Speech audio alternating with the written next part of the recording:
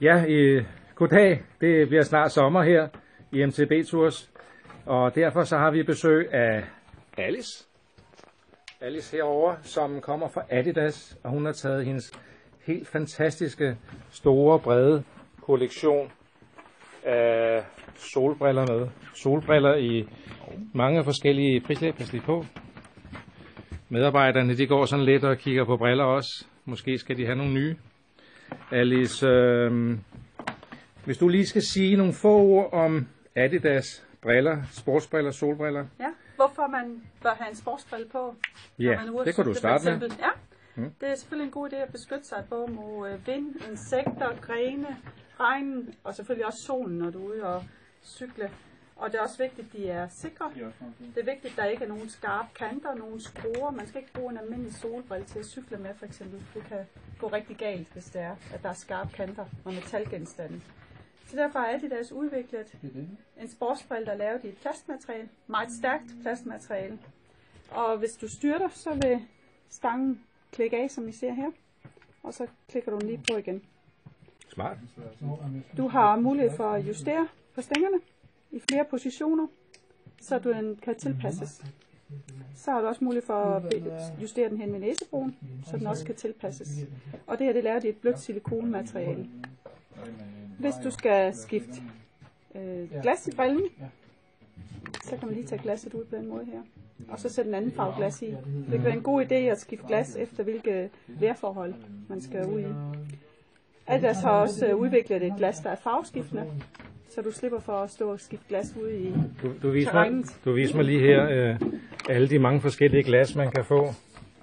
Faktisk, jeg kan se, der er 9 forskellige slags glas. Der er blandt andet det orange, hvis det er lidt overskyet, så er der mange, der er glade for at have det orange glas. Hvis vi nu fokuserer på os, der kører mountainbike. Ja.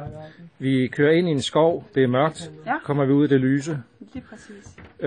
Vi kører, når det er højsommer, og vi kører, når det er buldermørkt, faktisk nogle gange med lys på midt om natten. Altså, så vil jeg helt klart anbefale farveskiftende glas. Ja. Så er det lyst, når det er ved at være mørke udenfor, så er det helt klart glasset, og så bliver det mørkt, når det er høj solskin. Kan du finde en brille, som er farveskiftende glas? Hvordan ser sådan noget ud? Der er blandt andet det her glas, der kan se, hvor klart det er, når det er som lyses, og det bliver faktisk så mørkt her, når der er høj sol. Okay. Så det er kontrasten. Skifter det hurtigt, eller sådan? Det synes jeg har hørt nogen. Det skifter pænt hurtigt, men selvfølgelig tager en lille smule tid, men det skifter rigtig hurtigt. Altså jeg har hørt, at dem, der bruger det, de er rigtig glade for det, og de siger, at de mærker ikke skiftet. Det er også det, der er fedt ved det. De mærker ikke, der kommer den der overgang. Når de kommer ind, så opdager de, at det bliver mørkt, uden de har tænkt over det. Ja. Men du har jo også briller, hvor man så bare selv kan klikke ud. Man kan købe nogle transparente glas. Men vi vil gerne have, når vi kører mountainbike, vi vil gerne have nogle solbriller, som ikke er for mørke. Kan jeg godt sige. Og der kunne man tage sådan et som det her. Det er et kontrastglas. Ja. Og det er ikke specielt mørkt, og det gør, at når du cykler ind i skoven, og du kommer, der vender øjet sig hurtigt til det lysskifte, der er mellem det mørke og lys. For det vil I jo opleve, når I kører ind i skoven. Ja. Og så er der nogle steder, hvor det er meget lyst, og så kommer lige pludselig mere tæt skov. Ja. Og så vender øjet sig hurtigt til det skifte. Man kører om eftermiddagen eller tidligt på aftenen, og lige pludselig så bliver det også buldermørkt. Ja, så er det her rigtig godt. Ja. Super.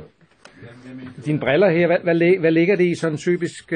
Kan du prøve at tage en dyr brille i den ene hånd og en billig brille i den anden hånd? Vi kan tage en af sådan en som den her. Den ligger til en pris af 1000 kroner. Hvis du kommer over i en lidt dyre brille, så ligger de omkring 2000 kroner. Men det afhænger meget af, hvilket glas der er i. Lige snart det er farveskiftende glas, så skal du påregne, det lige kan koste 100 kroner mere. Hvad hvis man, ikke svagseende, men hvis man kører med briller normalt? Ja. Hvad gør man så? Altså der er selvfølgelig nogen, der gerne vil bruge kontaktlinserne i cykler, men der er også en mulighed for... Det er mig for eksempel. At sætte en indsats bagved. Du leder? Jeg leder. Jeg synes alle indsatserne var her, så her. Der er nogle indsatser her, du kan klikke bagved, men jeg har også en anden løsning. Ja. Altså her der har jeg lavet en, hvor du kan se på indsatsen bagved, hvor man kan styrkeglas i. Den fordel er jo, at du så let kan skifte yderste glas til en anden farve. Ja. Der er også mulighed for, ligesom den her, hvor man ser, at man sætter rigtig styrkeglas direkte ind i brillen, som man har gjort her. Mm-hmm. Og der er det typisk, man måske også laver et de er jo super seje, for det ligner slet ikke, man har briller på. Nej, ja. Det er de. Og der er også men de er måske lidt mørke, så det skal være helst lidt høj sol, når man kører med de glas. Ja, den her er lidt mørk lige, den de har lavet her, men den kan du også få i mange forskellige farver. Okay. Du kan også få den i en farveskiftende. Ja. Og når folk vælger at sætte styrkeglas i, så sætter de ofte et farveskiftende i. Ja. Der er også den løsning, der er lavet nu, at man laver helt glasset med styrke. Okay. Rigtig flot slebet. Så skal man hen til... Det er et svensk firma, der har lavet det her. Så skal man hen til en optiker? Ja, så skal du gå ind til din optiker, og så skal de hjælpe dig med at få sat styrke. Så vi kan sælge brillen? Ja. Og forklare om alle de her faciliteter, der er? Ja. Så får man brillen med hjem og sender den til sin optiker, som fikser det? Lige præcis. Ja. Nu kommer det svære, Alice. Ja. Du har taget 500 forskellige briller med. Vi skal finde ud af, hvad vi skal vælge til sæsonen. Ja. Det bliver svært.